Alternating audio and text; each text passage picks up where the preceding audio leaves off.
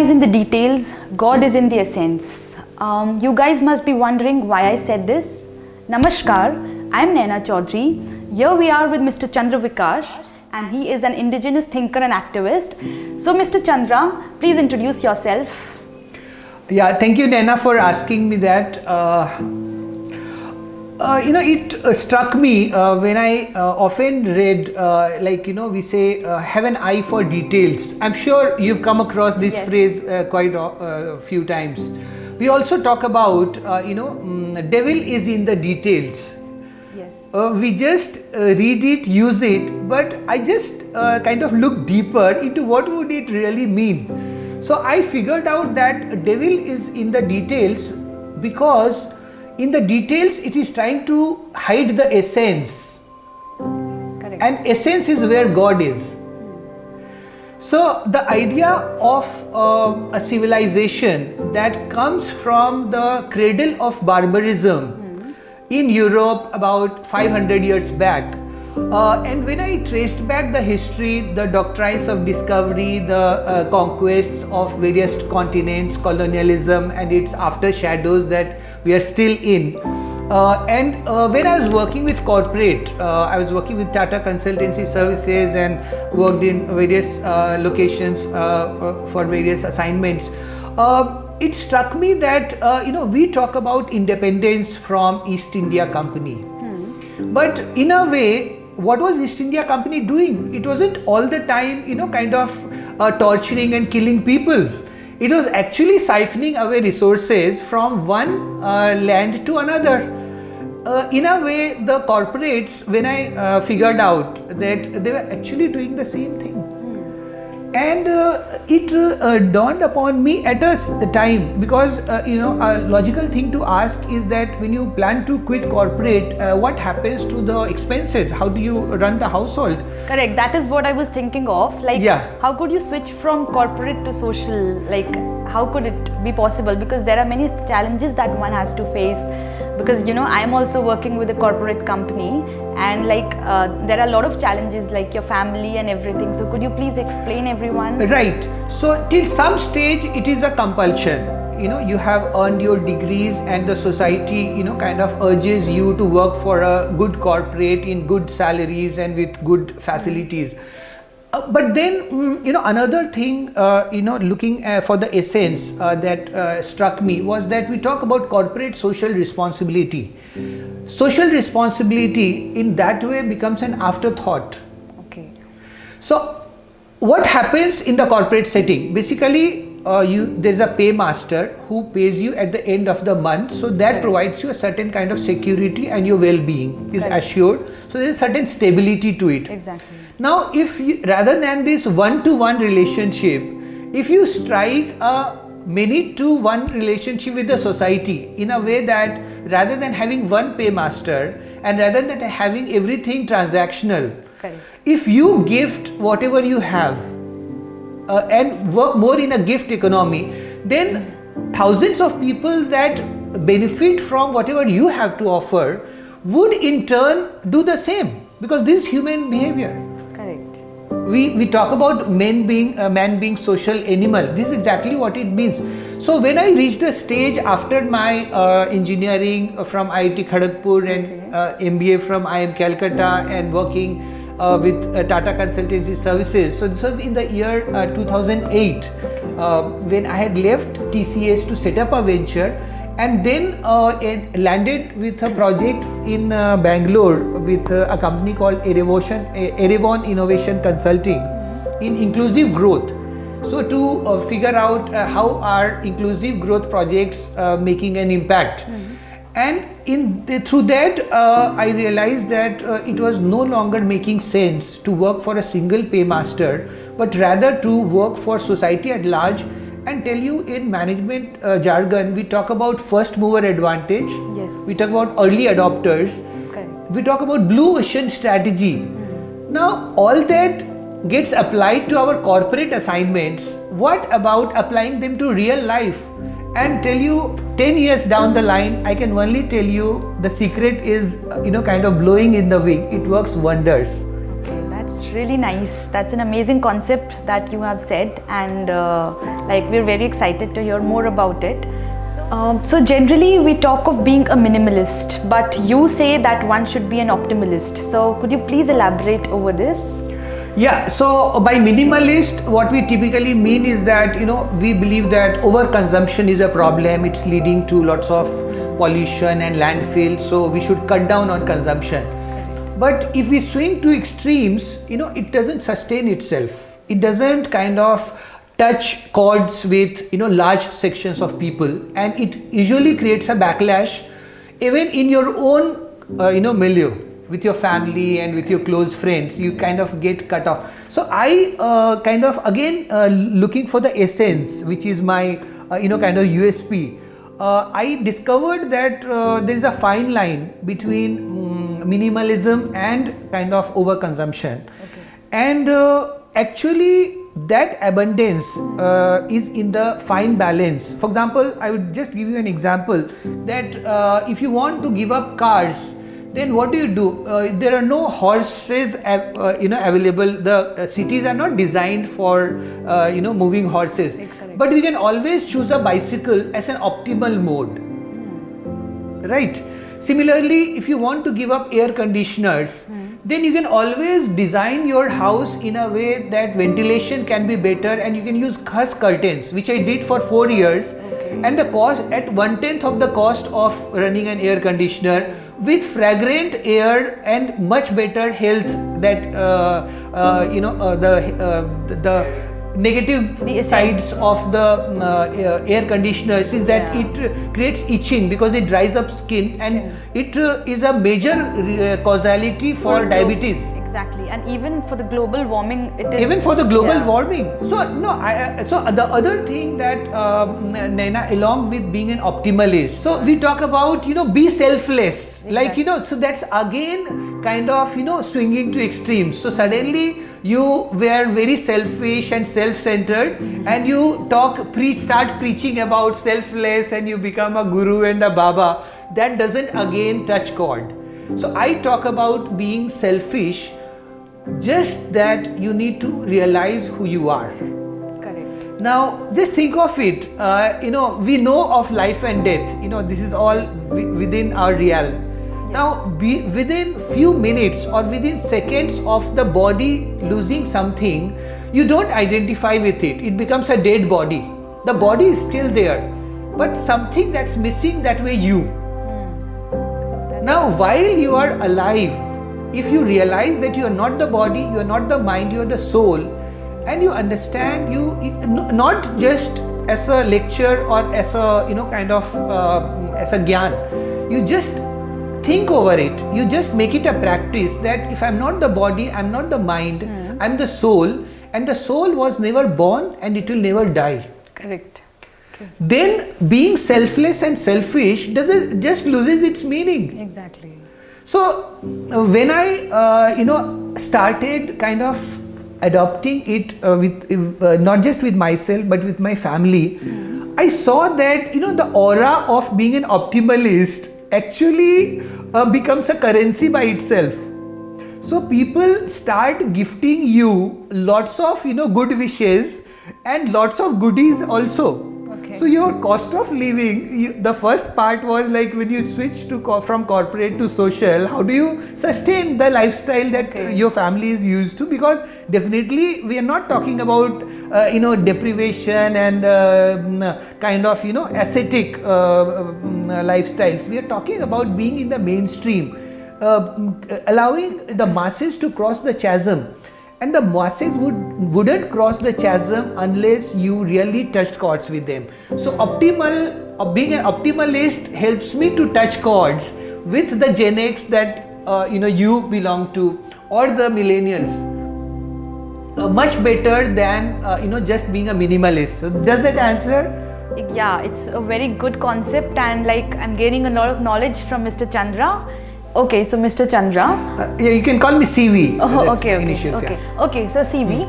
So being an optimist, that's a very good concept. I am clear with it, but I think, can you give some more daily examples and just illustrate the audience with it? Yeah.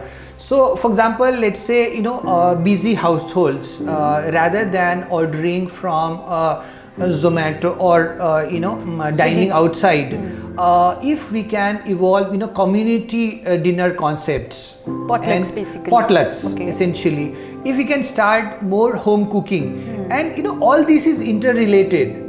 If you give up certain lavish expenses like motor cars or vacations or air conditioners, you can actually invest more on food. Correct. So getting organic food, cutting out the 7 whites, white sugar, refined oil, and white rice and white flour. Basically, all that keeps you very healthy. So, for example, Naina, one thing that I like to take pride on is that with about 19 years of household, we have zero health medical expenses.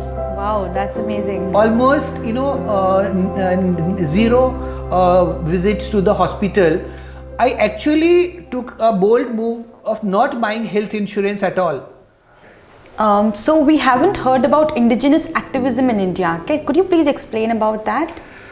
Yeah, so at the global level, the indigenous movement is very strong. If you just look at the binary, people identify themselves as indigenous, but then there are people who identify themselves as non-indigenous, but yet they call themselves as French or Swedish or so they identify themselves with some land. So what it essentially means is that you are not following the way of life that is acclimatized to where you are. Okay. So for me, indigenous activism takes a new form in a way that it's not just about ancestral roots.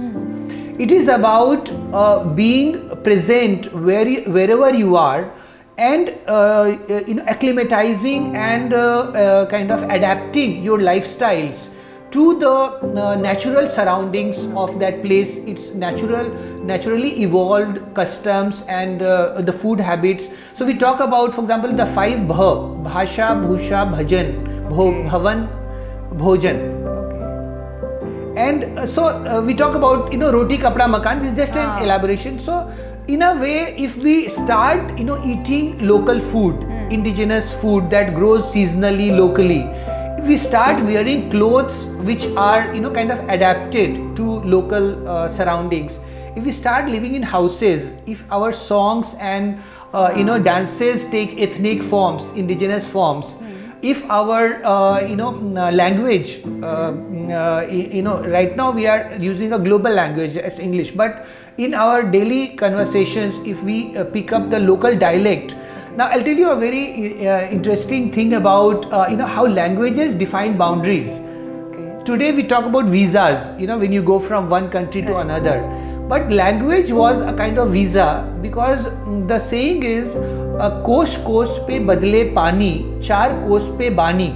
So the dialect changes every few miles, like the water, the mineral content changes with 1 mile. So what it essentially means is that when you have a visitor in your city or in your village, you can clearly identify by their dialect where they that they do not belong to the community. Correct. So they would be required to go through a process. So nobody can encroach upon land even around the village. So there were these checks and balances in the indigenous way of life, but they all got kind of damaged and ruptured and destroyed in the wake of colonialism in the past 500 years. Now there is a reawakening globally. Now if you want to talk about India particularly, here it's been very cleverly split into 3 different streams, or rather the 3 different streams have been kind of tagged with some political ideology. So on one hand you have the Swadeshi stream, which is kind of tagged with the right wing ideology. Then you have the Adivasi stream, which is kind of to the left, and then you have the Dalit, which is kind of Savarn and Dalit. So this is kind of a new politicization, partisanship that has been created as per the divide and rule policies of colonialist rulers, which continues with current nation state structure. So what we are essentially asking for is global democracy, where for example, indigenous community states with populations not more than 10 to 20 million, whatever are called Janpad, or what is Rashtra in the true sense. So with this 10 to 20 million population, they are directly represented, 8 billion people in about 600 such community states, directly represented into a new global body, which again we have an acronym GAIA. So what it means is Global Assembly of Indigenous and Autonomous Community States. Now imagine, just the simplicity of it. You have a single global body which is democratic, unlike the current United Nations, and you have these localized community states who are practicing indigenous way of life. This is the way to overcome the ecological crisis. Okay. That's our thing about indigenous activism. That's an amazing concept. So CV, we have a lot of cycle enthusiasts amongst us. And during this pandemic as well, there were a lot of people who purchase cycles and all. But I've heard of this cycle culture. What is that basically? Yeah. Could you please explain? When you are cycling enthusiast, you kind of do it out of your own, interest and passion. But very few people are likely to use cycling as a mode for commuting. Correct. Cycling culture is about creating ecosystems and creating, aspirations and passions and hobbies about. So that's about the culture. Now in that again, my knack of looking for the essence within the details in which cycling has become a kind of secondary, a second-rate mode. Is that we talk about cycling tracks. That if you ask somebody that why don't you cycle, he says that okay, when my city will have cycling tracks, I will cycle. But actually, if you look at it, cycles can go everywhere. Exactly. You actually need to put the motor cars on the tracks so that cyclists are not endangered and children can go to school on cycling, people can commute to their offices, you can go to marketplaces. So I came up with this design which is called LACE model, Localized Abundance and Circular Economy, and presented several papers in the country and internationally since 2003 when my first paper was. So what it essentially talks about is that if we create a hub and spoke, like we have app-based taxis today with a captive fleet like Uber or Ola or Rapido in India. A lot of them. Now if we have an app-based multimodal integration in which the neighborhood areas are all made exclusively for cyclists and for walking and for carts like this. So we can have custom designed carts that are needed. Some of this could have electric traction. Some of it could be a hybrid of manual and electric. Correct. So by doing this, you are able to localize and meet all your requirements of school and marketplace and hospitals and workplaces within the local area. And when you need to go far, you connect it as a feeder to a hub where you get a app-based multimodal integration. So with higher occupancy, you move more people on the road, so you eliminate traffic jam. Now all this, how this translates in net of net is that a car culture, if you look at its net speed, now this is a concept of net systemic speed, which is calculated as number of kilometers you drive in an year divided by the total number of hours, not just of commuting, but if you incur expenses in buying the car, if you incur expenses in insurance and upkeep and fuel, you need to pay for it by working for so many hours. So all those hours put together come out to be, for a US study, 6,000 miles and 1,500 hours. Okay. Now if you work that out, this is 4 miles per hour or effectively 6 kilometers per hour, which is same as walking speed. So with car culture, when everybody has cars, you have traffic jams, you have parking hassles, the speed is only 6 kilometers per hour. cycling, as you would be aware, the speed is on an average 20 kilometers per hour. But even if you factor in that when there are lots of bicycles and there are cars, even if you talk about a 12 kilometer per hour speed on an average net of net, because the costs are also sliced down significantly, the speed actually doubles, moving from car culture to cycling culture. Okay. And this is the this is the manna from heaven in terms of how does we come out of the ecological crisis that the Gen X and millennials are so concerned about. So that's where cycling culture became a kind of passion and of deep interest to me in trying to solve the larger puzzle. Okay, so could you tell us about your Gaia poetry and your art book collection? Yeah, so this is a important milestone in my journey of indigenous activism and my experiences as an optimalist. Poetry captures the essence. Correct. That's true. And art takes it even to finer shades. So I thought of conveying my ideas and expressing them through poetry, and I wrote about 12 poems, and by now about another 3. Okay. I've kind of caught up on speed. I'm also presenting my debut in a Kavi Sammelan on 21st of March, and you're all invited to this. This is Noida. We'll share the details. That's nice. Thank you. So the idea was that stanza by stanza, could we bring it up as a coffee table book? Sure. Where every stanza is illustrated not as just as a afterthought, but as a collaboration. And this is an open source collaboration. Yes. So we invite artists from India and around the world, and the last date for submission for the spring edition is 3rd of April. In which you just go through the poems and select maximum 3 for which you do the illustration for the entire poem. You could do it individually or you could do it in a group. Okay.